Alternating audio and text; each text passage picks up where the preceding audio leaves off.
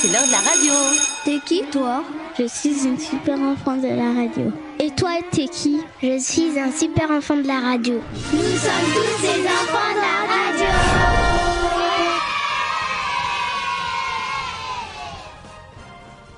Je m'appelle Effet.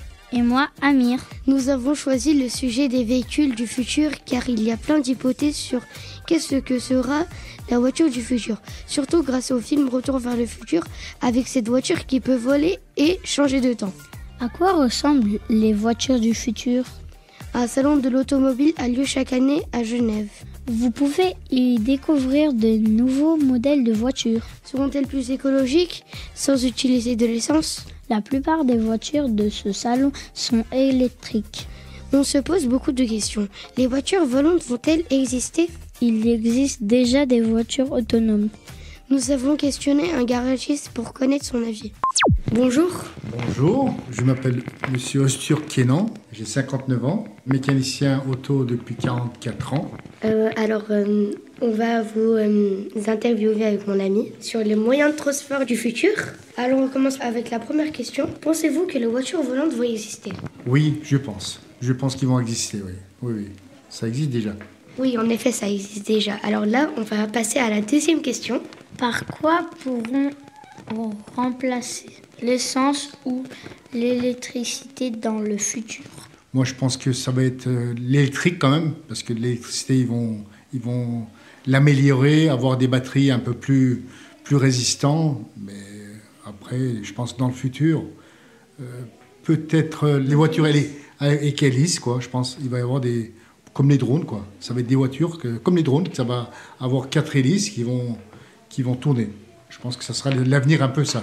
Est-ce que les pneus pourront mettre un mode qui permet à la voiture de voler et rouler sur la terre ferme? À mon avis, c'est comme un avion en fait. Un avion, quand il a besoin de décoller, il a besoin de pneus. Pour atterrissage, des pneus. Mais après, quand une voiture va voler, je pense qu'il n'y aura pas besoin de pneus. Le pneumatique va être, dans l'avenir, peut-être aboli. À mon avis. Est-ce que vous pensez qu'au lieu d'avoir des humains, il y aura des robots à la place des garagistes? À mon avis, non, parce qu'il faut quand même la technicité de l'humain pour certains trucs, mais dans les voitures améliorées, il n'y aura plus de moteur, ça va être des moteurs électriques. Donc voilà, c'est avoir des robots pour réparer certains trucs, mais vraiment la spécificité de réparation, il faut le coup de main des personnes humaines, quoi, je pense. Merci. Merci à vous de nous recevoir pour l'interview. Et puis, j'espère que vous aurez peut-être la chance de choisir ce métier. Pourquoi pas? On ne sait pas. Maintenant, nous savons que le cycle de la voiture va continuer. Les voitures volantes vont exister car il y a déjà des prototypes. Mais quand? Seul l'avenir nous le dira. Dès que j'arrive, ça regarde de travers, capuché parce que je suis trop cramé. J'avance avec équipe armée, je m'organise comme si je mourrais jamais. Mon amour, je vais rentrer tard, étrier bleu ciel, fait noir. Ils font tous des petits pas dès qu'ils aperçoivent la guitare. Anina nani nina oh, tanina nina nina oh, anina nani nina oh, tanina nina nina oh, anina nani nina oh, tanina nina nina oh. J'ai fait des choses regrettables, c'est ça t'es toujours en pétard. T'es mal l'équipe, redoutable, je connais la nuit comme les guettards. Passe la douane, y'a rien à regarder, de toute façon je suis bouqué sur toute l'année. On s'est vu le temps d'une soirée, encore un petit cœur à réparer. Mon amour, je vais rentrer tard, étrier bleu ciel, fait noir. Ils font tous des petits pas dès qu'ils aperçoivent la guitare. Anina nani nina oh, tanina nina nina oh, anina nani nina oh, tanina nina nina oh, anina nani nina oh, tanina nina nina oh, anina nani nina oh, tanina nina nina oh.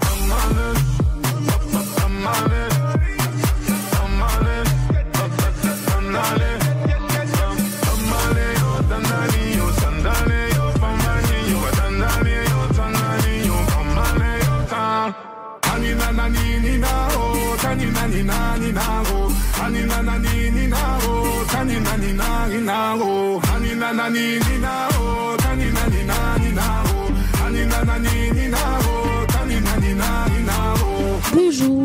s'appelle Amir et Oudou on a 9 ans. et 10 ans. On va parler des jeux vidéo. On a choisi ce thème parce qu'on aime bien les jeux vidéo. On se demande à quoi ressembleront les jeux vidéo du futur. Nous, on imagine plein de choses, mais on a voulu interroger des gens pour connaître leur avis. Est-ce que vous jouez aux jeux vidéo? Pas plus que ça, un petit peu. Moi, un petit peu aussi avec mon copain. Moi, non. Un petit peu, ouais. Moi, FIFA, les jeux de foot, un petit peu. Est-ce que vous jouez aux jeux vidéo? Un peu. Oui. Beaucoup ou un peu? Plus beaucoup. Que pensez-vous des jeux vidéo du futur? Je sais pas trop quoi en penser. Je pense que ça va évoluer puis que ça va nous inclure un peu plus dans le jeu et que ça sera plus immersif. Je sais pas, avec un casque virtuel, ça aura l'air peut-être plus réaliste que ceux de maintenant. Et vous? Moi je pense la même chose, plus réaliste et mieux sûrement. Jeux vidéo du futur? Franchement, j'en ai aucune idée, madame. Moi, je pense qu'avec, je sais pas si vous connaissez, mais l'image artificielle, l'intelligence artificielle, ça va devenir un peu compliqué puisque tous les personnages vont être assez réels et je pense que les enfants vont se prêter au jeu. Moi je pense que ça peut être dangereux parce que ça peut peut-être trop se rapprocher de la réalité et par la suite les gens se renfermeront peut-être encore plus qu'actuellement dans les jeux vidéo qui ressembleront encore plus à la vie quotidienne. Comment vous l'imaginez? Les jeux vidéo du futur, assez compliqué parce que les jeunes sont beaucoup dessus, ils écoutent beaucoup moins ce qu'on leur dit. Où ce sera super accessible. Genre, tu pourras lancer une partie avec ton pote quand tu veux. C'est une bonne question. Je pense que ça va s'adapter au monde actuel, c'est-à-dire que si le monde évolue, je pense que les jeux évolueront avec. S'il y a des nouvelles créations dans le monde, les jeux s'adapteront et adapteront leurs histoires avec le monde qu'il y a. En conclusion, les personnes que nous avons rencontrées pensent que les jeux vidéo vont évoluer. Ils seront sûrement plus réalistes grâce à l'IA, mais aussi plus dangereux. Les super enfants de la radio. Bonjour, on s'appelle Péline, Sheima et Silla. On voulait vous parler des animaux car toutes les trois on aime beaucoup les animaux. En faisant des recherches, nous avons appris que certains animaux avaient déjà disparu et nous avons peur que d'autres disparaissent. On s'est alors demandé pourquoi et comment faire en sorte que ça change. Aujourd'hui, les chiffres nous inquiètent. 68% des animaux ont disparu depuis 1970. C'est 400 espèces qui se sont éteintes en 10 ans, c'est énorme. On a appris qu'il y avait eu 5 extractions de masse et que la 6e était en train de se passer. Et elle est très rapide. Pourquoi et à cause de quoi?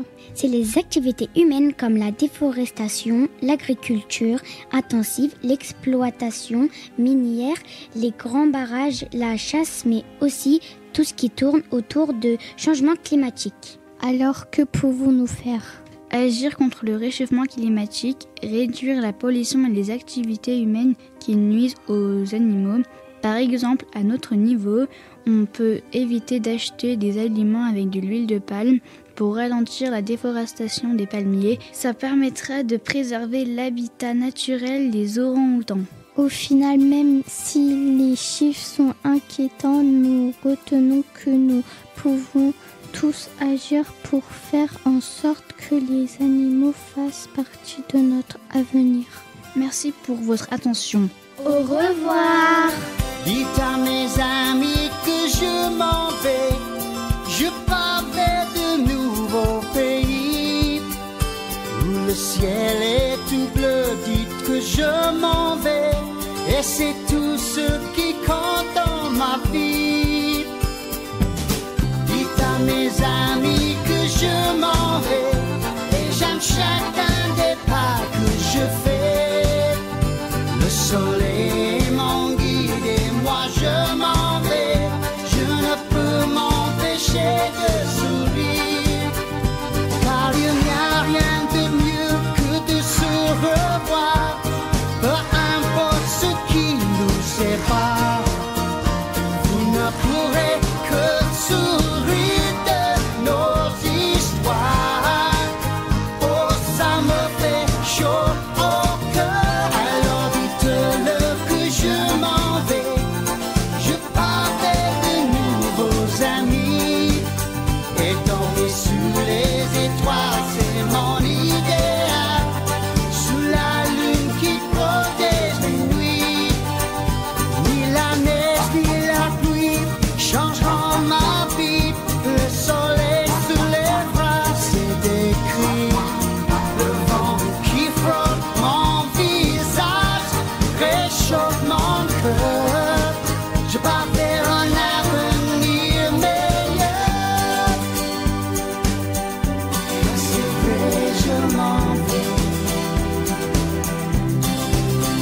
je suis.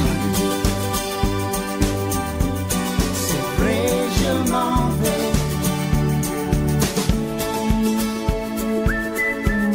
C'est vrai, je m'en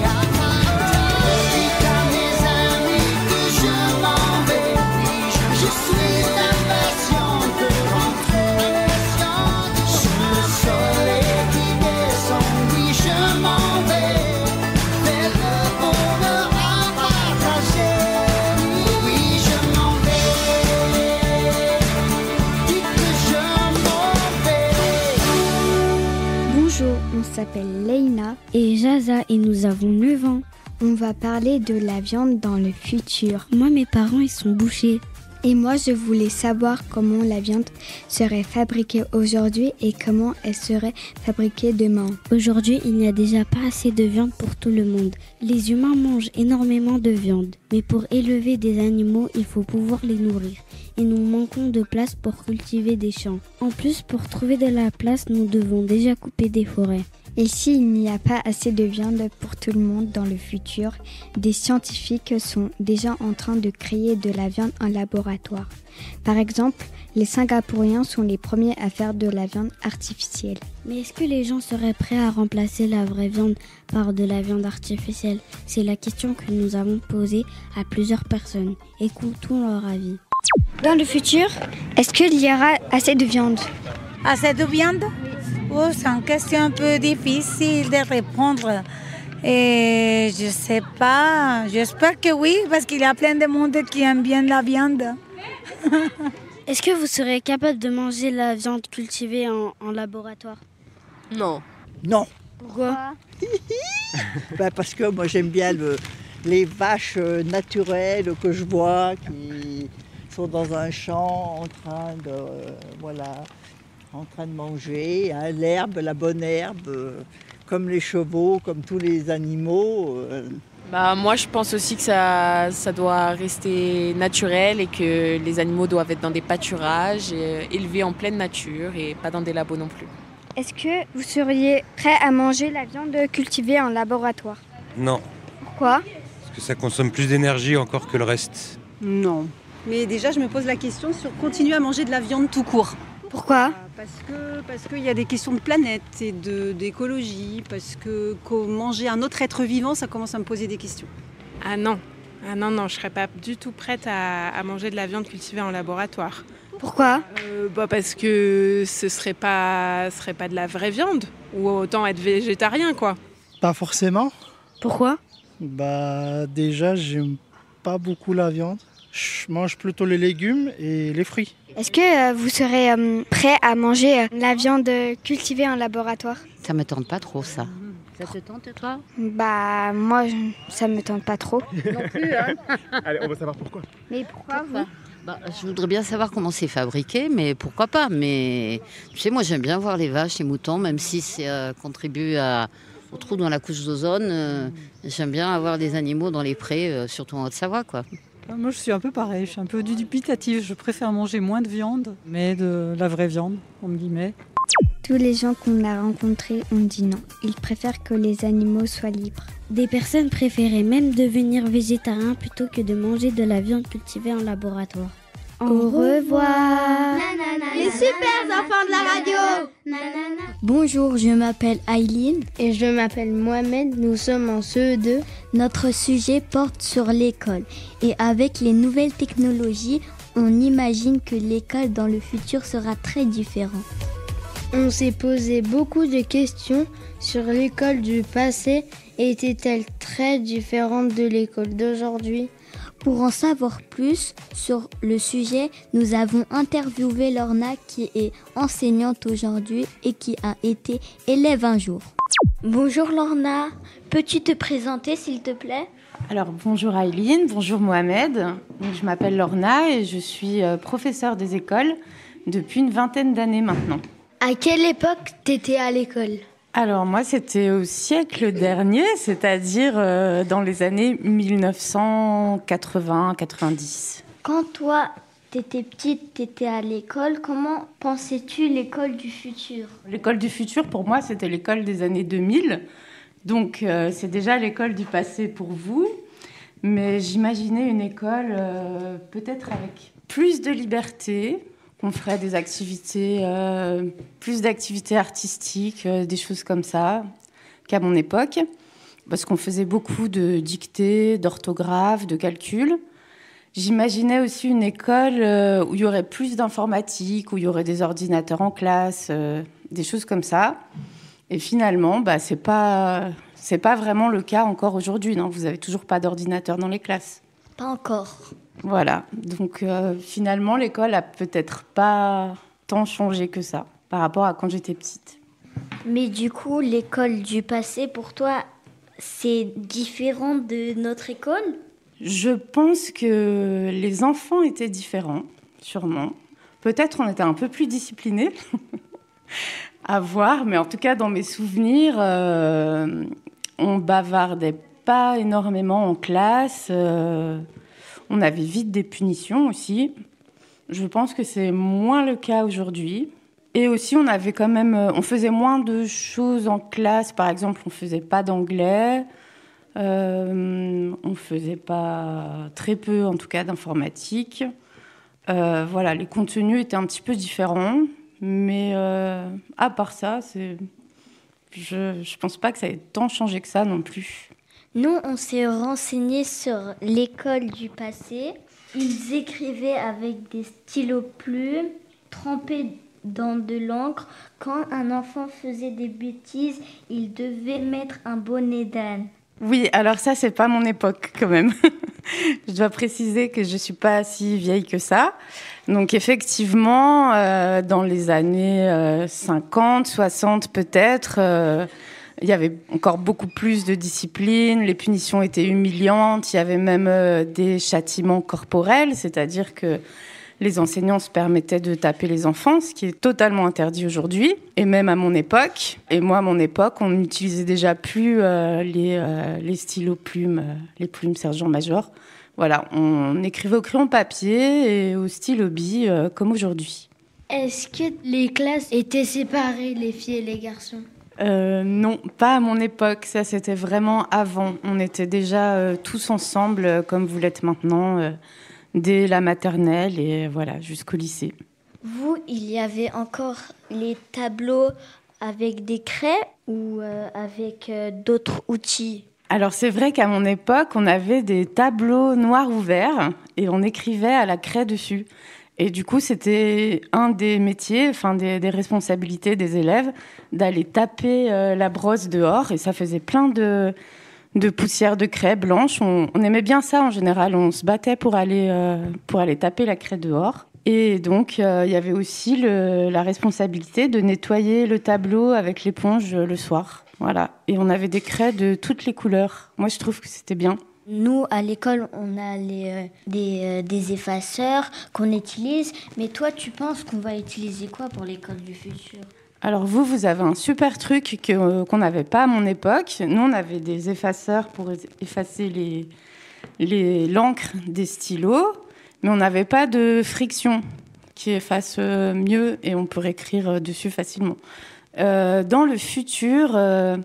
je ne sais pas si ça va tant changer que ça, parce qu'il y a des pays où ils sont passés au fait d'écrire uniquement à l'ordinateur, par exemple en Suède, il me semble. Et en fait, ils sont revenus à l'écriture manuelle parce qu'ils se sont rendus compte que les élèves apprenaient mieux en écrivant à la main. Donc, je ne suis pas sûre que ça va tant changer que ça. Après, j'imagine par contre que les enseignants ont des TBI maintenant, les tableaux blancs interactifs. Et ça va certainement se développer encore. Et voilà, on aura peut-être accès plus à des outils comme ça. Est-ce que quand tu étais petite, vous deviez porter des uniformes ? Non, toujours pas. On n'avait déjà plus l'uniforme. Mais peut-être que dans l'école du futur, il y aura l'uniforme, puisqu'on parle éventuellement de le remettre. Enfin, ça a été évoqué par le gouvernement, même si pour l'instant, c'est toujours en discussion. Mais du coup, vous avez combien de temps de récréation ? Alors, je me souviens pas vraiment. J'ai l'impression que c'était plus long qu'aujourd'hui, mais je pense que c'est ma perception du temps qui a changé. On devait sûrement avoir un quart d'heure, comme vous. Par contre, je me souviens que le temps du midi était super long parce qu'on n'avait pas d'activité. Nous, entre midi et 2, on mangeait à la cantine et après, juste, on restait dans la cour, qu'il pleuve, qu'il vente, qu'il neige, peu importe le temps. On était là, puis on jouait en attendant, mais on n'avait pas d'activité organisée comme vous pouvez avoir maintenant. Est-ce que, quand tu étais petite, tu croyais que les heures d'école auront changé ? Oui, je pense que j'espérais qu'il y ait moins de temps d'école, parce que ça aurait peut-être dit qu'on aurait appris autant de choses en moins de temps. C'est aussi des sujets qui sont en discussion et qui vont certainement évoluer dans le futur. Ça dépend aussi de ce qu'on apprend à l'école. On accorde plus ou moins d'importance à certaines choses suivant les époques. Vous, dans votre classe, vous étiez plus d'une trentaine ou moins d'une trentaine ? Non, on était moins que 30. Je pense qu'on était à peu près quand même le même nombre qu'aujourd'hui. C'est-à-dire on était entre 20 et 25, à peu près. Est-ce que quand tu étais petite, les repas de la cantine, t'aimais bien ? Franchement, non, c'était pas très bon. Je pense qu'on mangeait beaucoup de boîtes de conserve. Par exemple, je me souviens des épinards, des épinards en boîte de conserve qui étaient particulièrement ignobles et que personne n'aimait. On n'avait pratiquement jamais de frites. Oui, j'ai pas des souvenirs grandioses de cantine en fait. Il y avait même des endives au jambon, des fois, des choses comme ça. Je te remercie d'avoir répondu à nos questions et j'espère que tu vas écouter ta voix et la nôtre à la radio. Au revoir. Au revoir, merci pour l'interview.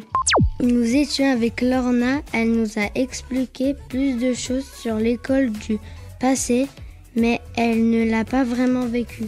Elle nous a dit que depuis 1990, l'école n'avait pas beaucoup changé, mais qu'il y a quand même plus de matière artistique. Que le matériel avait un peu changé et surtout que les maîtres et maîtresses n'avaient plus le droit de frapper les enfants aujourd'hui.